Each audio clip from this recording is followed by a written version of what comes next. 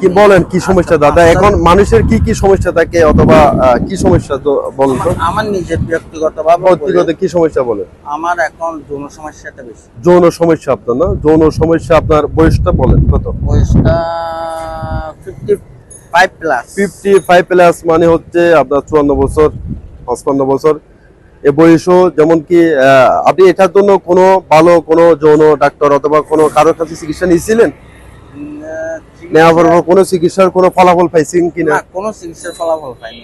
কোনো চিকিৎসা আপনি চিকিৎসা করেছিলেন? হ্যাঁ, করেছিলেন। এরপরে আপনি চাচ্ছেন যে হোমিওপ্যাথিতে যেহেতু ট্রিটমেন্ট নিতে যাচ্ছেন আর কি, যেহেতু আমি একজন হোমিও কনসালটেন্ট। আমি কুরিয়ার সার্ভিস থেকে একটা হোমিও ওষুধ আনছিলাম। কুরিয়ার সার্ভিস থেকে আনছেন না? কি চট্টগ্রাম নাকি ঢাকা? এটা যশোর থেকে। যশোর থেকে আপনি কুরিয়ারের মাধ্যমে চট্টগ্রাম আনাইছেন, এই তো? যাক, আমাদের চেম্বার হচ্ছে কিন্তু কোনো রেজাল্ট পান নাই। কুরিয়ার আসলে অনলাইনে অনেক, আমরাও আমাদের কাছে অনেকে অনলাইনে নিতে চাই, কিন্তু আমরা এটাতে ইন্টারেস্ট কম আর কি। অনলাইনে চিকিৎসাটা হচ্ছে যেমন কি আপনি সরাসরি যখন চেম্বারে যাবেন তখন হিস্টোরি নিবে, আপনার একটা কেস টিকিট নিবে।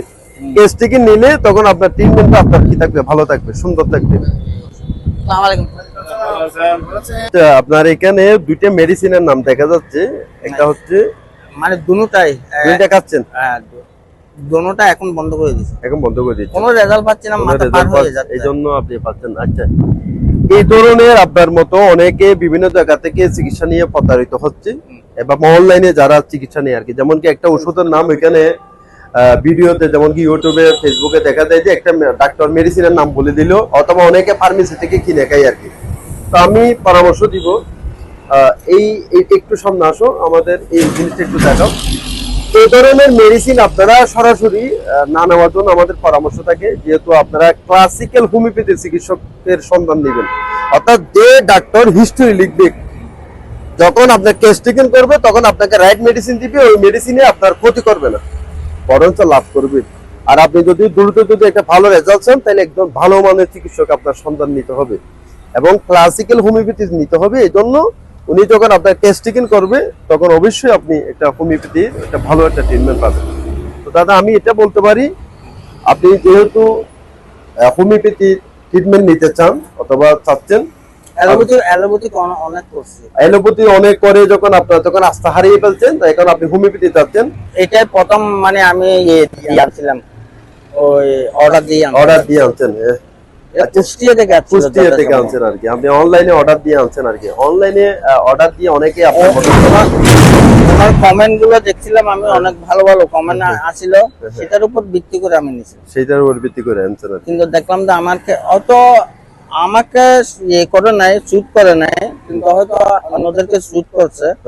এটা একটা ব্যবসা আছে শারীরিক। তাহলে আমার পরামর্শ হচ্ছে, আজকের এই থেকে পরামর্শ হচ্ছে, ডাক্তার মন খুলে কথা বলার জন্য একজন ডাক্তারের প্রয়োজন।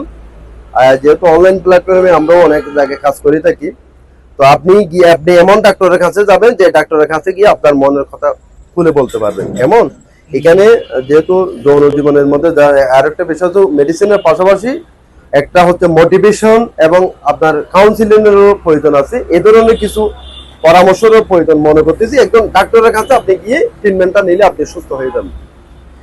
আমরা তাইলে আপনাকে এটাই বলতে পারি, আপনি সুস্থ হলে, আপনি আমাদের চিকিৎসা সুস্থ হলে আরো 5 জনকে আপনি কি করতে পারবেন? অবশ্যই 5 জন না, আমি মানে এই ধরনের মানে বর্তমান যুগে মানে যৌন সমস্যায় অনেক ছেলেরা ভুগছে, অনেক হাজার।